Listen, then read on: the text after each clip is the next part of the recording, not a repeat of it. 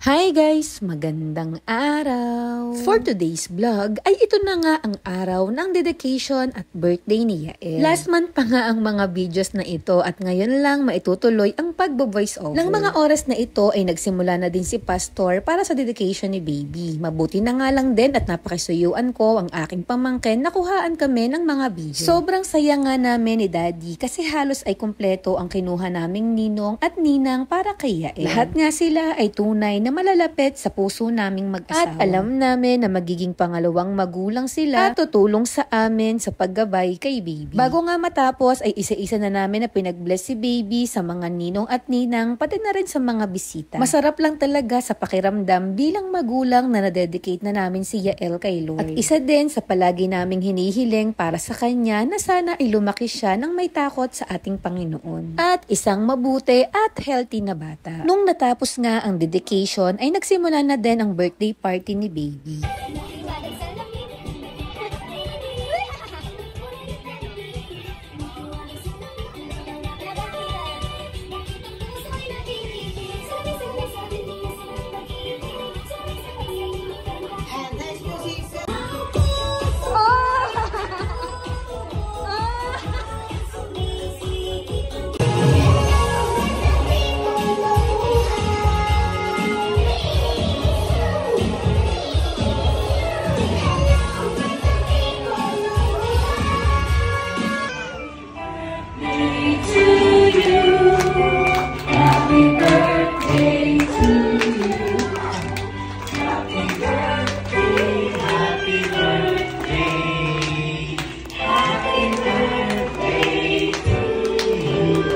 Clap our hands, make it faster. Come on, guys, let's see.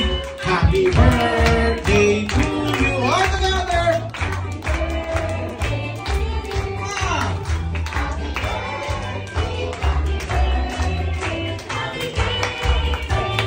All right, guys, let's shout. Say happy birthday, Mario. Happy birthday, Mario. Make it louder. Say happy birthday, Mario.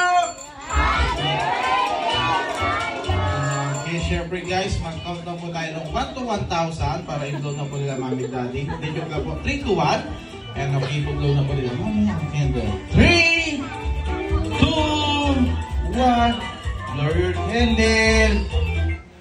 Alright guys, everybody clap our hands! And siyempre guys, hindi pa po tapos ang lahat ng... Ano naman, siguro ang wish lang namin kay Yael ay lumaki talaga siyang healthy. Yun naman siguro ang hinihiling ng bawat ba't naman kasi ganyan?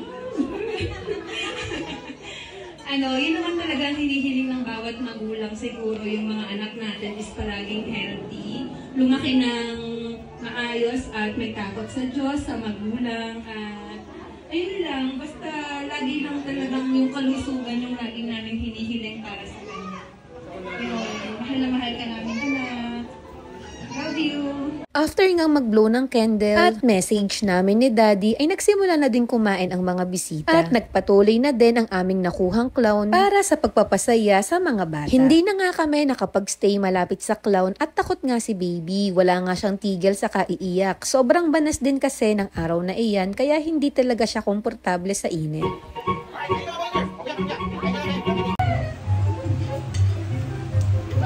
Alright guys, bababalik na kami! Oo. Sino? May birthday. Mario! Mario. Oo. Asan siya? Ayan na siya. Mario! Ayan siya. Mario! Hi! Hello! Pagkatapos ng party, tapos na ihatid na namin ng iba naming bisita, ay nag-asikaso na din kami sa aming pag-aayos ng mga gamit. Mag-i-stay kasi kami dito sa resort at dito na nga kami matutulog para nga makapag-swimming pa at makapag-banding pa. Sila Daddy kasama ang mga ninong ni Yael ay nagsimula na din sa kanilang pagbibidyoke at pag-iinom. Tapos, ang mga bata naman ay nagsipaglangoy na, mga excited na kasi sila sa pagliligo. Nang mga oras na iyan ay nagpapahinga muna ang birthday boy sa kwarto at sadyang nagmumuruyot na ang bata. Eddie! Eddie! After nga niyang magpahinga ay dinala ko na muna sa kwarto kung nasaan ang kanyang lolo at mga pinsan sa side ni Daddy. Minsan lang kasi sila magkita-kita at magkasama. Maganda nga din yung makipaglaro siya sa kapwa niya bata. Kapag nasa bahay kasi ay palagi kami ni Daddy lang niya ang kanyang nakikita. Binilhan nga din silang lahat ng shades ng kanyang tita Ninang kaya pinasubok namin sa kanya. Ay hindi pa nga ata siya komportable kaya tinatapon niya pa ito. Hindi nga magkakalayo ang kanilang mga edad ng kanyang mga pinsan. Sabi nga namin sa susunod nilang magkita-kita ay magtatakbuhan na silang lahat. At paniguradong meron ng iiyak at lalapit para magsumbong. Ito lang din ang nakakatuwa kay Baby. Kahit nga hindi sila madalas magkita ay hindi man lang nangiba at hindi nga rin siya naalis sa tabi ng kanyang lolo.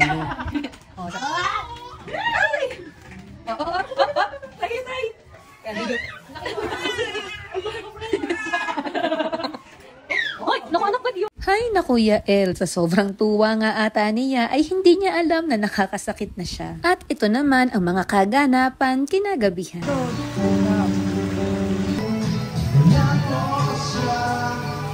Ilagay mo na sa...